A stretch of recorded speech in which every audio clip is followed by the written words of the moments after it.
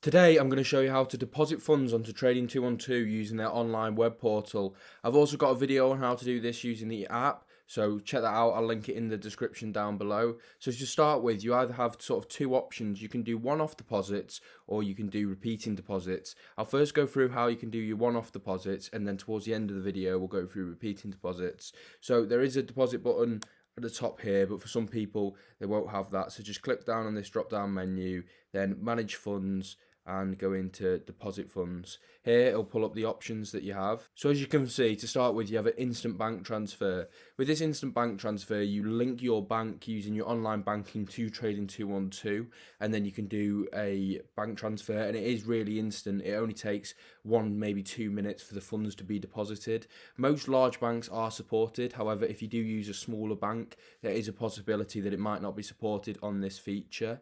There is then just normal bank transfers. This is probably the most complicated method of getting your funds into Trading212. I won't go through how to go about doing it in this video, but if you do click on bank transfer, they do talk you through it pretty well, and I'll also link in the description Trading212's webpage on depositing funds that goes through all the information you need.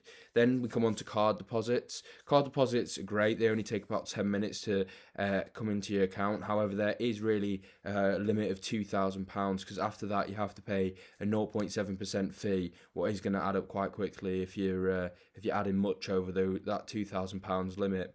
Then we have Apple Pay. It is very similar to card, and the same if you're on a iPhone, then you also have Apple Pay. However, there can be an issue when withdrawing funds if you're using Apple or Google Pay. Basically, Trading212 won't be able to see the expiry dates of the cards that you use using Apple Pay and Google Pay. So this might mean that you might have to manually remove your payment methods when they've expired. It just adds another step when withdrawing, and it isn't that much of an issue, but you might want to just bear that in mind, and they might fix this in the future. So anyway, they're the main ways to do one-off deposits. However, if you then click on card deposits, you can see here that you can set it as a recurring, so you can change it to every week, monthly, daily.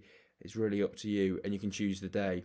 So once you've done that and gone through the steps of setting up a deposit, you'll be able to go back here and you'll be able to see a deposit schedule. Here I don't have anything set up, but if you do have anything set up, it'll appear as a monthly calendar, and it'll tell you what's going to come into your account on which days. So that is one other way to do recurring deposits, and I actually think this is the best way to do recurring deposits, so I'll show you how to do that now. So I actually think the best way of doing recurring deposits on Trading212 is by using their Pi feature. So here we'll just run through how to do that. So first, just add your instruments. I'll just add NVIDIA because it's nice and easy, and we'll name it test, and then we'll just proceed. And as you can see here, they then have this auto invest feature. If you click on this, it'll then come up with a nice page where you can predict what your returns may be. Of course, you might never get back what you put in with investing, and also past returns aren't a indication of future returns, but it is nice to be able to sort of plot out even your contributions, even if you aren't looking at